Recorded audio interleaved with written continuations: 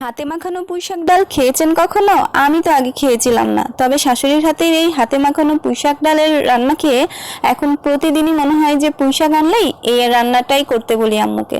এত বেশি মজা হয়, এক প্লেট ভাত নিমিষেই শেষ হয়ে যাবে। আপনারাও বাসায় ট্রাই করবেন, সবাই প্রশংসা করতে বাধ্য হবে, আমি গ্যারান্টি দিচ্ছি। আসসালামু আলাইকুম। কাছে এবং দূরে, দেশ এবং দেশের বাইরে সকলকে জানাই শিমুর রান্নাঘর থেকে স্বাগতম।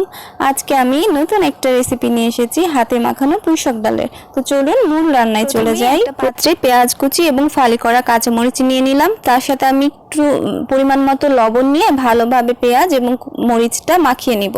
এরপরে আমি বাকি মশলাগুলোও নিয়ে নিব। এখানে হলুদের গুঁড়ো, মরিচের গুঁড়ো এবং ধনিয়া গুঁড়ো, সাথে আদা রসুন বাটা নিয়ে নিয়েছি এবং ভালোভাবে সবগুলো উপকরণ একসাথে মাখিয়ে নিব। আর যারা যারা ভিডিওটা দেখা শুরু করেছেন প্লিজ লাইক দিয়ে পুরো ভিডিওটা দেখবেন এবং কমেন্ট করে জানাবেন আমাদের রেসিপিটা আপনাদের কাছে কেমন লেগেছে। আর যদি আমাদের ভিডিওতে নতুন হয়ে থাকেন আমাদের চ্যানেলে, তাহলে অবশ্যই সাবস্ক্রাইব করে বেল আইকনটা বাজিয়ে দিবেন। আমরা চেষ্টা করি সবসময় ভালো ভালো ভিডিও বা ভালো ভালো সহজ সহজ রেসিপি দেওয়ার। আর যদি আগের ভিডিওগুলো না দেখে থাকেন প্লিজ আমাদের পেজটা ভিজিট করে আগের ভিডিওগুলো দেখে আসবেন। আশা করি আমাদের সব রেসিপি আপনাদের পছন্দ হবে। আর যদি কোনো রেসিপি দেখতে ইচ্ছা হয় যে এই রেসিপিটা আপনাদের হাতে দেখতে চাই, তাহলে অবশ্যই সেটাও কমেন্ট করে জানাবেন। তো আমরা একটু তেল দিয়ে ভালোভাবে আবারও মাখিয়ে নিলাম। মাখানোর পরে এখন আমরা পুঁইশাক দিয়ে নিলাম।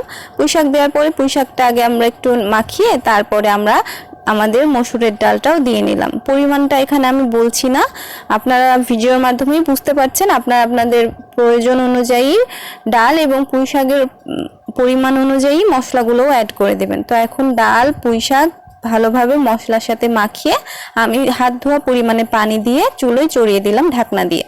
এরপরে 10 মিনিট পরে ঢাকনা খুলে আমি কড়াইটা একটু নাড়িয়ে দেখবো যে আমাদের পানির পরিমাণটা কতটুকু আছে। যেহেতু এখানে অনেকখানি পানি আছে, তো আমি আবারও একটু নাড়াচাড়া করে ঢাকনা দিয়ে আবারও 10 থেকে 15 মিনিটের জন্য চুলায় রেখে দিব, যতক্ষণ না আমাদের পানিটা কমে আসবে।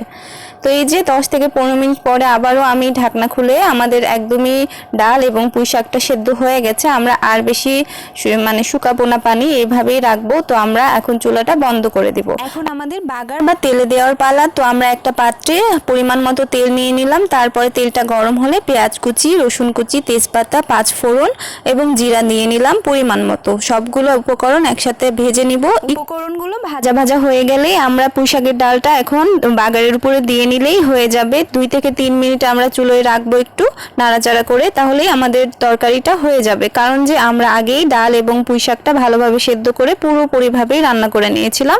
এখন জাস্ট বাগারটা দিলেই আমাদের তরকারিটা হয়ে গেল। এই রান্নাটা অনেক বেশি মজা হয়। পুঁইশাকের ডাল, হাতে মাখা পুঁইশাকের ডাল অনেকভাবেই অনেকে রান্না করে। তো হাতে মাখিয়ে এভাবে একদিন রান্না করে দেখবেন, আশা করি আপনাদের ভালো লাগবে। তো আজকের মতো এখানে শেষ করছি।